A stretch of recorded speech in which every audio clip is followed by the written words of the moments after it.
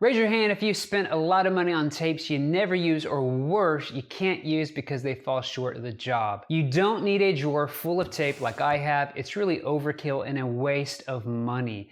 In this video, I'll share with you 5 tapes that every maker needs to have, or at least start out with. I'll explain the difference between blue and green painter's tape and when you should use each one. I'll show you a permanent tape you probably haven't seen before. We'll steal a tape from veterinarians, and I'll show you why I don't use the painter's tape CA glue trick that everyone seems to love here on YouTube.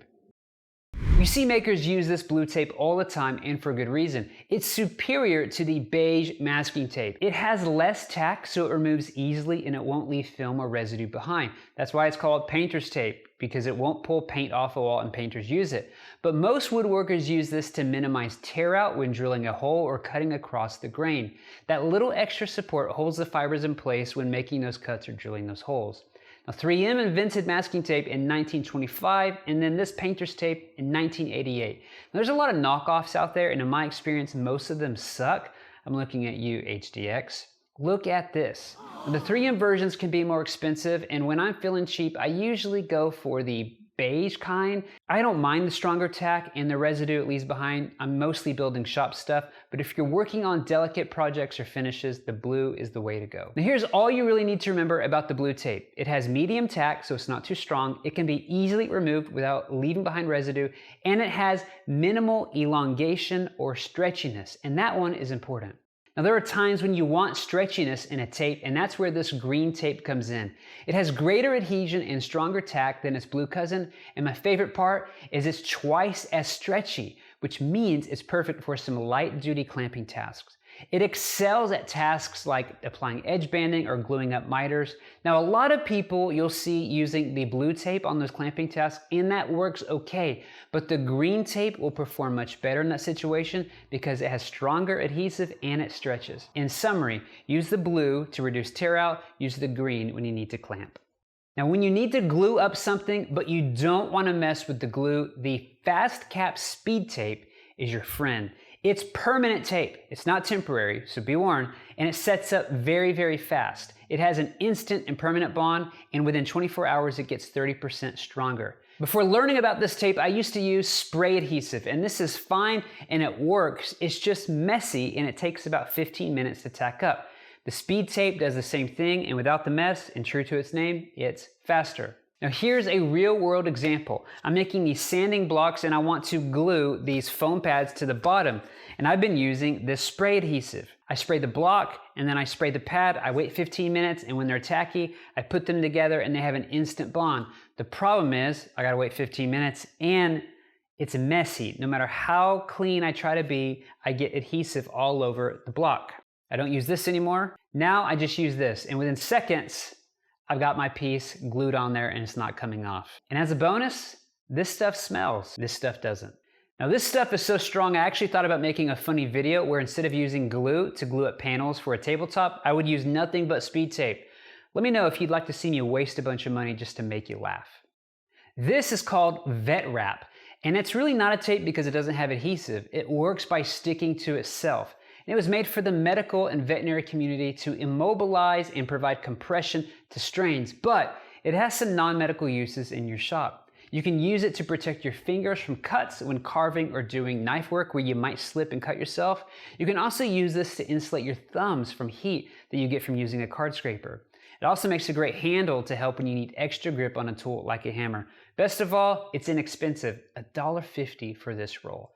Now this contains natural rubber latex, which may cause allergic reactions, so just be careful if you're sensitive to that. A lot of people like to use the painter's tape CA glue trick when they need double-sided tape, and that's fine, it works, and if that's all you have, that's fine, do it. In case you don't know, if you're ever in a situation where you wish you had double-sided tape, you can put tape on 2 pieces, put CA glue on one, spray activator on the other, and when you put them 2 together, you instantly have a bond. It works, and it's a great trick when you're in a bind. But I don't like to use it for 2 reasons. First, it can be messy, and no matter how hard I try, I always seem to get CA glue on my skin, and it's very annoying. But second, and this is more philosophical, it adds unnecessary friction into the process of making something.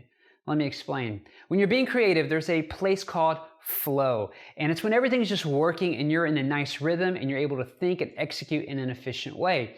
It's fun to work in the flow state. Comment below if you know about the flow. The last thing you want when you're in a flow state of creativity is a distraction, or worse, friction. And what I mean by friction is you have to stop what you're doing, walk to the other side of the shop to find a tool in the bottom of a drawer, and it takes 5 minutes. It's annoying. That's friction. It takes you out of your zone. Extra effort is required that wouldn't be if that tool was just within arm's length. That's why the best makers like Adam Savage have a workshop setup tailored to how they work so that as much friction as possible is removed from the making process. Now this allows you to focus on being more creative and not looking for things or setting up things. When I'm making something, it's faster and easier to just use the right double-sided tape. Getting masking tape out, CA glue, making sure the CA glue isn't dried out, finding the activator, doing all that, while it works, it introduces friction. And the more you do that in the project, the more it adds up. I'm a big fan of removing as many friction points as possible. Now, the reason why so many people do this trick is because they don't have or can't find the right double-sided tape. I get it. I used to be in that camp. Not all double-sided tape is created equal. You're probably like me and have tried this stuff that you find in the big box store. Avoid it like the plague. It's so thick, it's basically an orthopedic shoe and doesn't work well for things like template routing. My hunch is people have tried this and have found that the painter's tape trick is much better because it's thinner. And it is. And again, if that's all you have, use it. But there's something better than painter's tape. It's double-sided tape made especially for woodworkers. Now this stuff is difficult to come by because you won't see it in the stores. I got my first roll of this 2 years ago when I got my CNC machine, and I quickly became a believer, and it's my go-to tape. When looking for a good double-sided tape, there are at least 7 things that you want to look for. First, it should tear easily by hand and without scissors. Second, the paper backing should be easily removed with a fingernail. Third, it should tack up and create a strong bond with your hand pressure. Fourth, once stuck, it should have no lateral movement. Fifth, it should have the right thickness to conform and bond with irregular or porous surfaces like wood, but also not be too thick that it could double as a shoe insert. Sixth, it should be easily removed without destroying wood fibers. And last, seventh, once removed, no residue should be left behind. That's quite a tall order for tape, but I found it. And it took me a while to find one that I like. I use 2 brands interchangeably. The first is IPG 592. How's that for marketing? And the second is Spec Tape that I found on Amazon.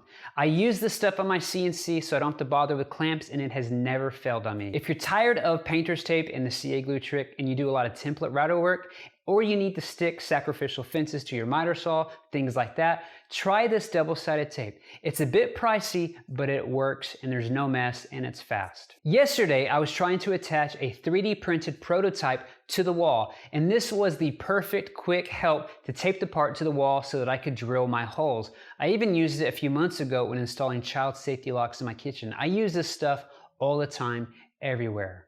And I never do this trick ever again. Now, if you want to improve your making skills and your making experience, consider getting the right tape for the right job. Now, every tape has its pros and cons and limitations, but I found having a basic collection goes a long way. I have a drawer full of tape, but I use these 5 the most. And you can get the starter pack for under $30 if you want to give any of these a try.